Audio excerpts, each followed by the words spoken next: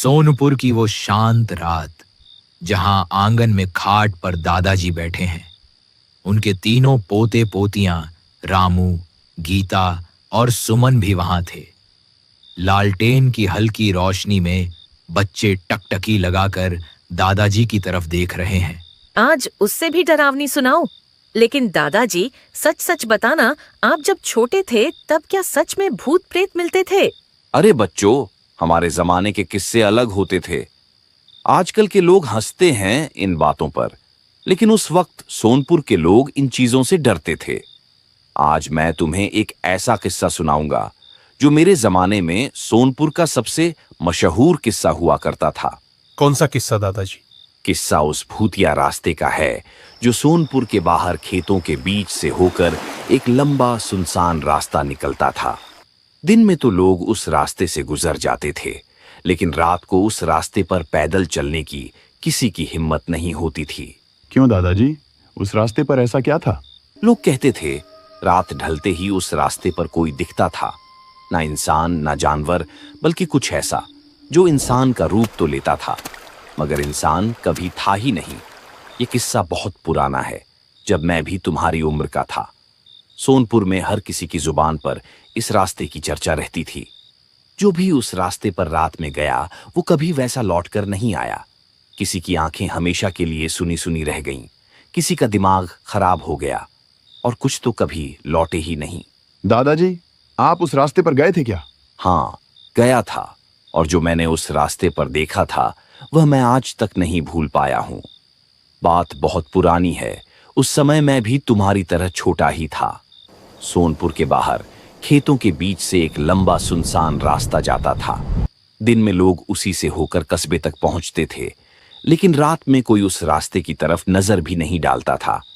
सोनपुर के लोग कहते थे उस रास्ते पर कोई अदृश्य ताकत रहती है। उस समय सोनपुर में एक बूढ़े चाचा रहते थे, नाम था शेखर काका। लोग कहते थे कि उन्होंने उस रास्ते पर कई बार अजीब चीजें देखी थीं।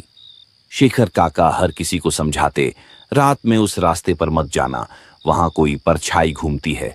लेकिन बच्चों, सोनपुर में कुछ लोग ऐसे भी थे जो मजाक उड़ाते थे। वे कहते, भला परछाई से भी कोई डरता है क्या? और यही लापरवाही कई बार भारी भी पड़ती थी। दादाजी, आपने उस रास्ते पर क्या देखा था? सुनो, उस रात की बात है। सोनपुर में किसी का ब्याह था। मैं भी अपने दोस्तों के साथ बारात देखने गया था। रात काफी देर हो गई थी। जब लौटा तो बाकी सब लोग सोनपुर की गलियों से होकर घर चले गए, लेकिन मैं अकेले उस सुनसान रास्ते से गुजरने लगा। शुरुआत में सब ठीक था।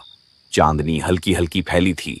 रास्ते के दोनों तरफ खेत और बीच में वो लंबी पगडंडी। मैं धीरे धीरे चलता रहा, लेकिन कुछ दूर जाकर अचानक ऐसा लगा जैसे पीछे कोई चल रहा हो।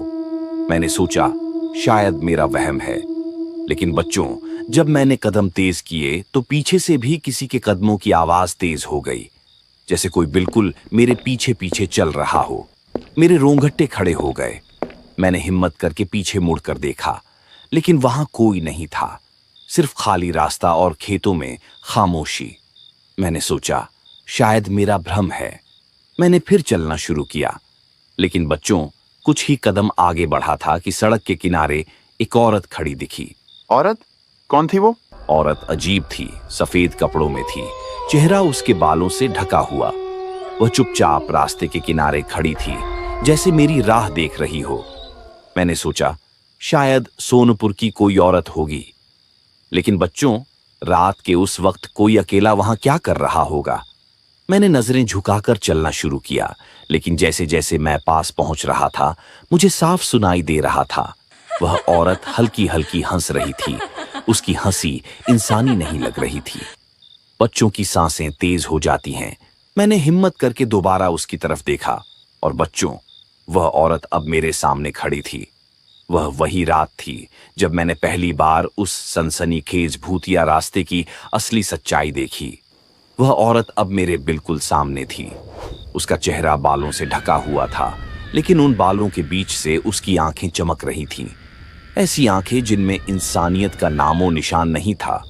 उस पल मेरे शरीर की सारी ताकत जैसे खींच ली गई हो। मैं चीखना चाहता था, भागना चाहता था, लेकिन मेरे पैर जमीन में जैसे जकड़ गए थे। वह औरत धीरे धीरे मेरे चारों ओर घूमने लगी। उसके पैर जमीन को छू भी नहीं रहे थे, मानो वह हवा में तैर रही हो।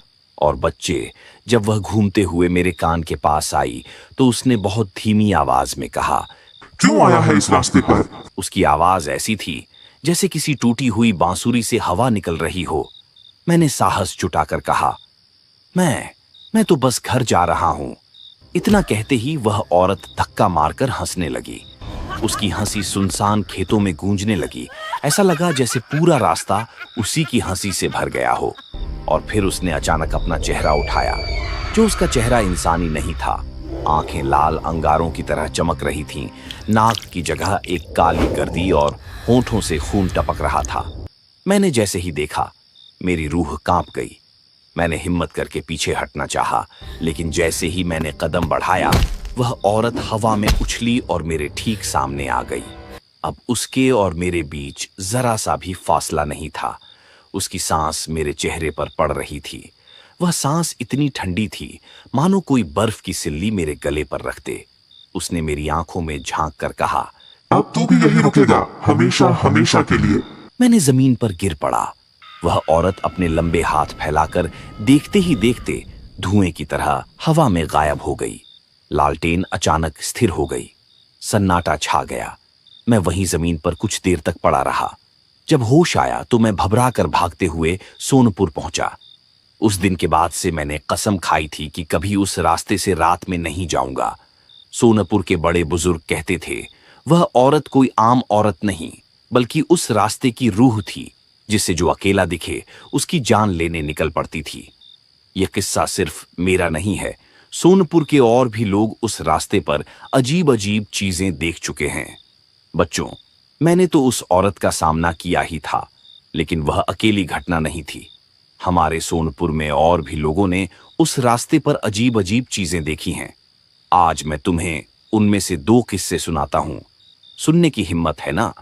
हाँ दादाजी, सुनाओ, लेकिन जल्दी जल्दी सुना देना। दादाजी हल्की मुस्कान लाते हैं, फिर गहरी सांस भरकर पहला किस्सा शुरू करते हैं। ये बात बहुत पुरानी है। शेखर काका हमारे पड़ोस में रहते थे। बहुत मजबूत आदमी थे, ना किसी से डरते, ना किसी बात पर भरोसा करते। एक रात खींच से घर लौटते समय उन्होंने उसी सुनसान रास्ते को चुना। सोनपुर वालों ने लाख मना किया, लेकिन वह बोले, अरे भूत प्रेत कुछ नहीं होता, सब दिमाग के खेल हैं। वे चल रहे थे। अचानक उन्हें लगा जैसे उनके पीछे कोई चल रहा हो। पहले तो उन्होंने ध्यान नहीं दिया, लेकिन जब वे रुके तो पीछे से पायल की चंचल आवाज भी रुक गई, और जब वे चले तो फिर वही चंचल आवाज। शेखर काका को गुस्सा आ गया। उन्होंने पीछे देखा, लेकिन वहां कोई नहीं था। फिर जैसे ही आगे बढ़े, अचानक एक हवा का झोंका आया। अंधेरे में उन्हें साफ साफ दिखा। एक लंबा साया पेड़ से उतरकर धीरे धीरे उनकी ओर बढ़ रहा था। काका घबरा गए।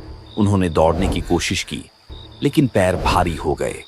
वह साया उनके सामने आकर खड़ा हो गया। उसकी आंखें चमकती हुई कोयले जैसी थीं। काका वहीं जमीन पर गिर पड़े, कोमा में चले गए। जब सोनपुर वाले सुबह उन्हें उसी रास्ते पर बेहोश पाए, उस दिन से शेखर काका कभी रात में अकेले खेत नहीं गए, हमेशा किसी को साथ लेकर ही निकलते थे। दूसरी घटना और भी अजीब थी। यह किस्सा है रामनिवास चाचा का। वे एक बार रात को सोनपुर लौट रहे थे। रास्ते में एक बड़ा नीम का पेड़ आता है। कहते हैं उस पेड़ पर कोई रूह रहती है। रामनिवास चाचा जब उस पेड़ के पास पहुंचे तो देखा एक औरत पेड़ की सबसे ऊंची डाल पर बैठी है। उसके बाल नीचे लटक रहे थे, इतने लंबे कि जमीन को छू रहे थे। चाचा को पहले लगा शायद कोई औरत छुपी बैठी है। उन्होंने आवाज लगाई, कौन है वहां? लेकिन वह औरत अचानक उल्टी लटक गई। उसका सिर नीचे और पैर ऊपर, और उसने ऐसी आवाज निकाली जैसे कोई बिल्ली रो रही हो। रामनिवास चाचा की हालत खराब हो गई। वे भागे भागे सोनपुर पहुंचे। घर पहुंचते ही जोर की बुखार चढ़ गया। 3 दिन तक बिस्तर पर पड़े रहे। बाद में जब होश आया तो उन्होंने साफ कहा, वह इंसान नहीं थी, वह नीम के पेड़ वाली चुड़ैल थी। बिल्ली जैसी चीख सुनाई देती है। तो बच्चों, यह रास्ता और वह नीम का पेड़ आज भी सोनपुर वाले याद करते हैं तो कांप उठते हैं। कई लोग कहते हैं वह औरत और वह साया अब भी वहां भटकते हैं। रात के समय अगर कोई अकेला गुजरे तो उसे जरूर कुछ न कुछ दिखाई देता है, कभी पेड़ पर लटकती औरत और कभी लाल आंखों वाला साया। आंगन में हवा और ठंडक हो जाती है। दादाजी, अगर सच में कोई भूत मिल जाए तो क्या करना चाहिए? यही तो सबसे बड़ी बात है बच्चों। भूत से भागने वाले लोग बच भी जाते हैं और कई बार नहीं भी, लेकिन जो डर पर काबू पाले वही जिंदा घर पहुंचते हैं। पर याद रखना, उस रास्ते से रात को कभी मत गुजरना। धीरे धीरे तीनों बच्चे कदम दबाकर आंगन के कोने से निकलते हैं। देख लेना, अगर दादी को पता चलता तो बहुत डांट पड़ेगी। अरे डरपोक मत बन, बस नीम का पेड़ देखेंगे और लौट आएंगे। वैसे भी दादाजी कहानियां बड़ा चढ़ाकर बताते हैं, असली में कुछ नहीं होगा। तीनों बच्चे कच्ची पगडंडी से धीरे धीरे चलते हैं। रात का सन्नाटा गहराता है, आसमान में बादल छा जाते हैं और चांद धुंधला हो जाता है। दूर दूर तक कोई इंसान नहीं, सिर्फ हवा की सरसराहट और कभी कभी उल्लू की आवाज। फिर देर चलते हुए तीनों बच्चे आखिरकार उस नीम के बड़े पेड़ तक पहुंचते हैं। मुझे तो अच्छा नहीं लग रहा। चलो वापस चलते हैं। तीनों बच्चे घबराकर इधर उधर देखते हैं।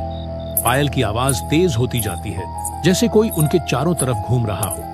अचानक पेड़ की सबसे ऊंची डाल पर कुछ हिलता हुआ दिखाई देता है। बिजली चमकती है और उसी पल सबको एक औरत की परछाई दिखती है। वह औरत उल्टी लटक रही है, उसके लंबे काले बाल हवा में झूल रहे हैं। चेहरे पर अजीब सी हंसी है और उसकी लाल चमकती आंखें बच्चों की तरफ देख रही हैं। वह वही है चुड़ैल।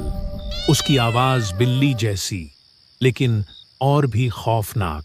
क्यों आए हो यहाँ? तीनों बच्चे डर के मारे चीख पड़ते हैं और दौड़ पड़ते हैं। पीछे से पायल की चंचल और बिल्ली जैसी चीख उनके कानों में गूंजती रहती है। रास्ता अचानक लंबा लगने लगता है, जैसे घर दूर होता जा रहा हो। काफी भागने के बाद बच्चे आखिरकार आंगन में लौट आते हैं। अरे कहाँ थे तुम लोग? चेहरों का रंग क्यों उड़ गया? अंदर से दादाजी भी बाहर आते हैं। उनके चेहरे पर हैरानी और गुस्सा दोनों झलकते हैं। मैंने मना किया था उस रास्ते पर मत जाना। अब देखा ना वहां कैसी ताकतें भटकती हैं। बच्चे सिसकते हुए दादाजी को सब बताते हैं। दादाजी चुप हो जाते हैं और गहरी सांस भरते हैं। अब तुम समझ गए ना क्यों ये कहानियां सिर्फ डराने के लिए नहीं होती, बल्कि सचमुच का खतरा होती है।